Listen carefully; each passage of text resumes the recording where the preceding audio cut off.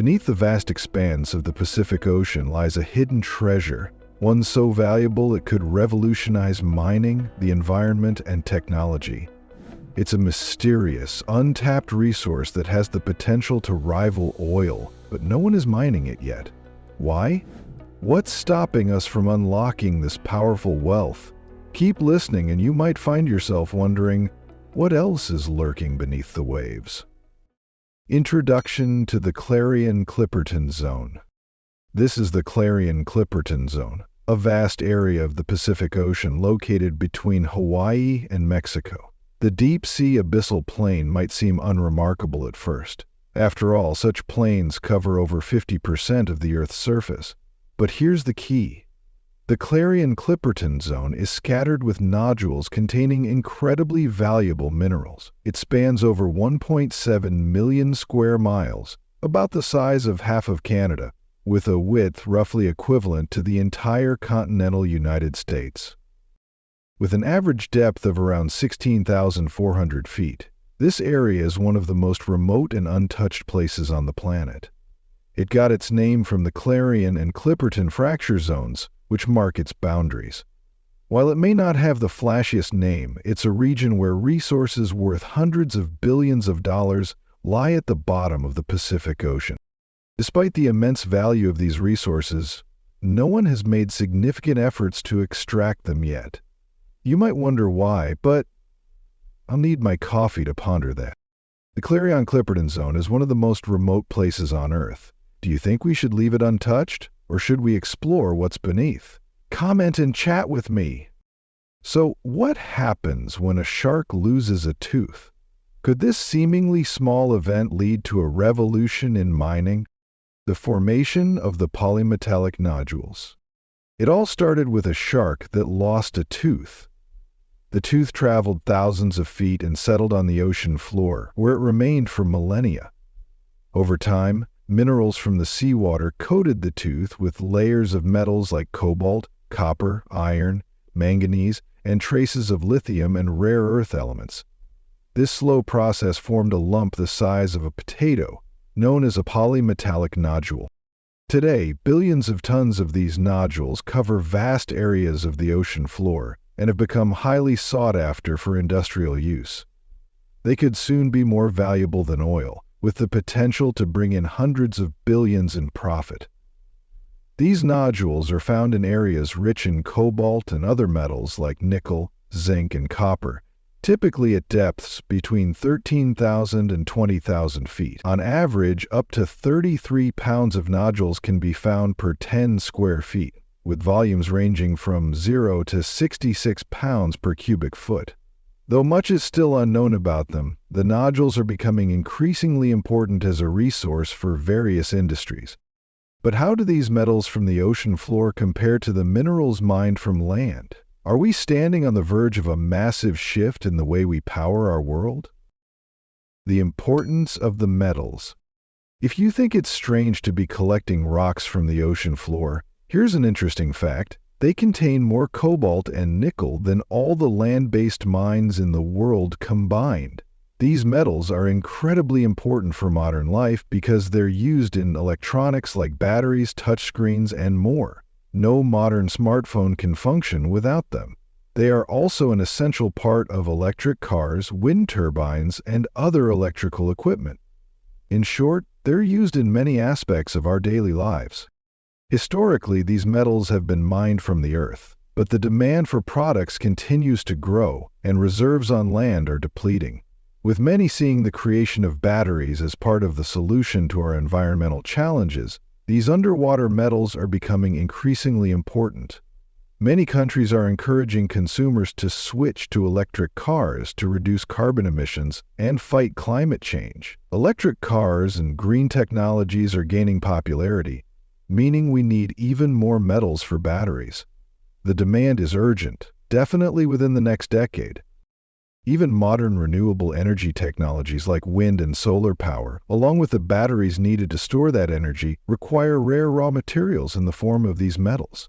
So, we have a huge demand for metals, rising prices that could lead to substantial profits for those involved in mining, and a location where metals are abundant. Can you guess where this is going?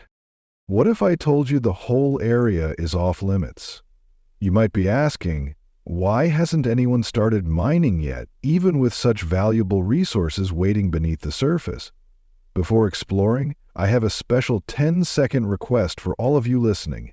If you can help me in any way, just hit the notification bell and hit that subscribe button. It helps this channel so much. And if you do that, I will do everything I can to make this show even better for you. Deal? The legal and exploration history. In the Clarion-Clipperton Zone, extracting anything is prohibited. The zone was established back in 1954, and for a long time, no significant activity occurred there. The modern history of this place began more recently, in 2012, when a Canadian mining company began to explore this remote part of the Pacific Ocean. At the time, there was only one ship in this location, but today, numerous research ships from different countries and private companies are involved in studying the area. While no actual mining is occurring, the crews of these ships are gathering important information about the ocean floor. Their efforts are aimed at ensuring that, when extraction becomes permissible, they can maximize resource collection. Essentially, they're preparing for future exploration and extraction, with everything depending on a key organization: the International Seabed Authority. This authority was established in 1982 under the UN Convention on the Law of the Sea and has 167 member states along with the entire European Union. All countries that are members are bound by its agreements. The purpose of this authority is to regulate the seabed beyond national jurisdictions to ensure sustainable management. The law established that coastal countries control their territorial waters up to 12 miles from shore. There is also an exclusive economic zone extending 230 miles from shore, where nations have the right to explore and develop natural resources, including the seabed. These zones are marked on maps as light blue stripes along the coastlines. Beyond these zones, the area is considered international waters, and no single country owns the territory, making it a shared resource for all. These areas represent about 40% of the planet's surface, including 64% of the oceans and nearly 95% of their volume. This means the high seas are a shared global asset, with resources that belong to humanity collectively. Although these resources are generally difficult to access due to their remote locations, the governance provided by the International Seabed Authority helps prevent monopolization, ensuring equitable access to all nations. But here's the dilemma. How do we balance the need for these essential metals with the protection of the planet's most fragile ecosystems? Environmental concerns and the debate on deep-sea mining. Today, the extraction of all these incredibly expensive, high-demand metals takes place in areas like tropical forests, which are rich in biodiversity, and also act as carbon sinks, helping to slow down climate change. Destroying what aids in fighting global warming to make cars that help combat it seems contradictory, don't you think? To provide a complete picture, I'll mention that the countries most affected by industrial mining are Indonesia, Brazil, Ghana, and Suriname. In Indonesia alone, about 733 square miles of forest were cleared to make space for industrial extraction. This area is 3 times the size of the capital city, Jakarta. Around 10 years ago, nearly all mobile phones relied on tin from the Indonesian island of Bangka. While mining any metal is a highly profitable business, it is also incredibly destructive. The world's demand for tin has left lasting scars on the island's landscape, devastated farms and forests, and wiped out fish stocks and coral reefs. Tourism, beaches, and other local industries have all been severely impacted. The damage is most evident from the air. Patches of once lush forests stand alongside vast stretches of barren land. Tragically, in areas without active mines, the island is dotted with graves, many of which contain the bodies of miners who lost their lives. Extraction also extends into the surrounding oceans, with industrial equipment covering the seafloor. This is a situation faced in many locations where metal extraction is taking place. However, if you think deep-sea mining will completely replace land-based extraction, that's not the case. It is expected to complement the existing mining activities. Using this as a justification for beginning mining operations is problematic. However, even though no permits have been issued yet, the deep-sea mining industry is already developing specialized underwater extraction technology for the Clarion-Clipperton Zone. This technology will allow for the extraction of minerals even from distant and deep areas. The equipment designed for use on the ocean floor resembles a remote-controlled device that collects mineral nodules and sends them through a riser pipe to a surface vessel for cleaning and processing. The cleaned nodules are then transported to land, while the sediment is returned to the ocean. If the technology already exists, you might wonder why extraction hasn't started yet. What do you think? Is deep-sea mining worth the risk? Or are we sacrificing too much for a quick profit? Drop your thoughts below and let's dive into the debate together. If the technology already exists, why isn't extraction taking place? Could it be that the rules just haven't caught up to the rapid pace of innovation? Technological developments. To prevent this issue, governments have agreed not to extract anything from the open sea. However, there is still a need to monitor neutral territories. This is where the organization I mentioned earlier plays a crucial role. The Clarion-Clipperton Zone, located outside the jurisdiction of any country, is regulated by the International Seabed Authority, which is responsible for managing resource extraction in seabed areas not owned by any nation. Since 1994, the authority has approved over 30 contracts for the exploration of mineral resources in the Atlantic, Pacific, and Indian Oceans, most of which are located within the Clarion-Clipperton Zone. These contracts, which last for 15 years, allow companies to explore but not extract metals. The exploration process involves finding resources and conducting assessments. While no extraction has occurred yet, companies are eager to obtain permission to begin mining. Supporters of deep-sea mining argue that it is a less destructive method of mineral extraction compared to surface mining, and there is some validity to this argument. With all these preparations, are we close to seeing mining operations start, or is the wait only going to get longer? Legal and regulatory timeline. Currently, there are no established regulations for how deep-sea extraction should be conducted, and without clear rules, no progress can be made. At the moment, many are following the 2-year rule, which allows any member state of the International Seabed Authority intending to submit a request for approval of a work plan for seabed development to propose the creation of relevant rules. This process must be completed within 2 years.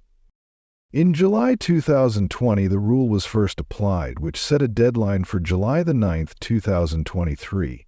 However, by July 2023, it became evident that additional time was necessary to finalize the processes for exploration, searching, and mineral extraction. Consequently, a new deadline was established to finalize the rules by July 2025.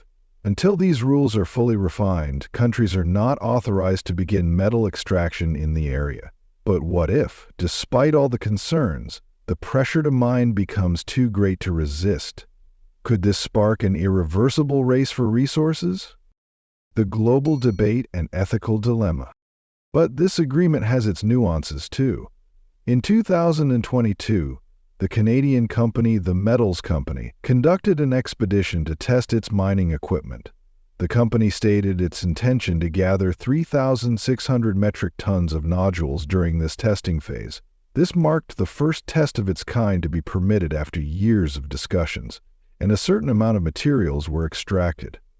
However, the entire process isn't classified as a full-scale industrial extraction yet. It's more of a test run. The Metals Company is one of the most active proponents of deep-sea mining. The company's leaders have repeatedly stated that, in their view, deep-sea mining will have a smaller environmental impact compared to traditional mining on land. The scientific community has voiced concerns, which is why many companies and even countries are opposed to underwater drilling. However, despite these ongoing debates, it appears there are no plans to halt the extraction. In July 2023, the International Seabed Authority began accepting applications from companies seeking to initiate extraction operations. Currently, the Clarion-Clipperton Zone is divided into 16 mining areas, covering approximately 386,000 square miles. 9 additional regions, each covering 62,000 square miles, will remain off-limits. A total of 19 licenses have been issued for mining exploration in this area. The metals company holds 3 licenses, which it secured with support from the small Pacific island nations of Nauru, Tonga, and Kiribati. However, these are still exploration licenses. Separate licenses will be required for actual deep-sea mining. The Norwegian company L Marine Minerals has also announced that it acquired 2 licenses for deep-sea mining. All of this is putting pressure on the International Seabed Authority as they continue to develop the extraction rules. There is ongoing debate. Some advocate for the immediate adoption of rules, citing the growing demand for minerals from the deep-sea seabed. Others emphasize the importance of addressing key concerns before moving forward. The challenge is that once a company secures a license to develop, a race for extraction may begin. With more companies potentially joining in, it may become difficult to halt, and the consequences remain uncertain. They could potentially have significant and irreversible impacts. What's the real cost of harvesting these underwater riches? Are we willing to risk the delicate balance of marine life for the promise of wealth? Scientific opposition. Many scientists oppose deep-sea mining, expressing concerns that it could harm ocean life and habitats. In test mining on the eastern Pacific Ocean seafloor, the results were concerning. At these depths, nodules are the only solid substrates, which serve as anchors for megafauna and provide safe spaces for small marine creatures. Over half of the megafauna depend on these nodules, which also host other organisms. Some species may even be unique to this region, such as the ghost octopus, which uses the nodules to protect its eggs. Marine biologists advocate for careful investigation and strict regulations on mining, as research has revealed significant biodiversity in these areas. It's estimated that up to 92% of species in these regions remain unidentified. If mining begins, we may lose the opportunity to discover these species. The potential medicinal benefits of these creatures, which have been used in treatments for conditions like cancer, infections, and Alzheimer's, further support the argument for protection. Future discoveries might provide cures for diseases we cannot yet treat. The biodiversity is significant. Every time researchers sample the Clarion-Clipperton area, new species are found. Scientists warn that mining could damage wildlife, similar to the effects of fossil fuel extraction on land. Disturbing the ocean floor could harm vital microbial communities, disrupting the nitrogen cycle and negatively impacting fishing economies in regions like Mexico and Central America. Additionally, mineral extraction can create sediment plumes that may harm coral reefs and pollute the ocean. The noise and light from mining operations could severely affect creatures that are adapted to dark, quiet environments. These organisms have lived in these conditions for millions of years, and sudden disruption could have serious consequences. Curious to know more about what lies beneath the ocean's surface? Hit the subscribe button and ring the notification bell so you never miss a deep dive into the world's biggest environmental and technological debates. But then, just when we thought we understood the impact, we discover new creatures, like the ghost octopus. Could this be the ultimate twist in the debate over deep-sea mining? Discovery of new species and biodiversity. Many sea creatures live extraordinarily long lives. Some corals can survive for over 4,000 years, and sea sponges can last up to 10,000 years. Do we want to negatively affect these ancient creatures for metals needed for phones and solar panels? It's a tough question. After conducting tests in Japan in 2020 where cobalt was extracted from underwater mountains, a significant decline in sea life was observed. 1 year after the tests, the number of fish and shrimp dropped by 43% in impacted areas and by 56% in nearby regions. This highlights the potential impact of deep-sea mining, though the industry is still young and its long-term effects are unclear. It will take decades to fully understand the damage. Yet, regulations are being developed to mitigate these impacts, though progress is slow. Commercial mining could begin before proper safeguards are in place, which is concerning. In 2020, scientists discovered a new crustacean in the Pacific Ocean's Clarion-Clipperton Zone. Named Macrocylus metallicola in honor of Metallica, it thrives in extreme conditions at depths of up to 16,404 feet. It's adapted to darkness, has no eyes, and lives in ancient manganese concretions. The Clarion-Clipperton Zone is rich in biodiversity with over 5,000 new species recently discovered. A study published in Current Biology compiled over 100,000 observations, creating a list of 5,580 species. Only 438 have been named, leaving many still unidentified, indicating much work remains to fully explore this vast and mysterious region. If you found today's video interesting, don't hesitate to hit the like button and subscribe to my channel. Your support is very important to us. Be sure to check out the next video appearing on your screen. You're sure to love the content we bring. Please leave a comment about which country you'd like us to explore next. Thank you for watching, and see you in the latest video. Thanks for being with us. Leave a comment, like to show your support, and remember to hit that subscribe button for more exciting videos. See you next time.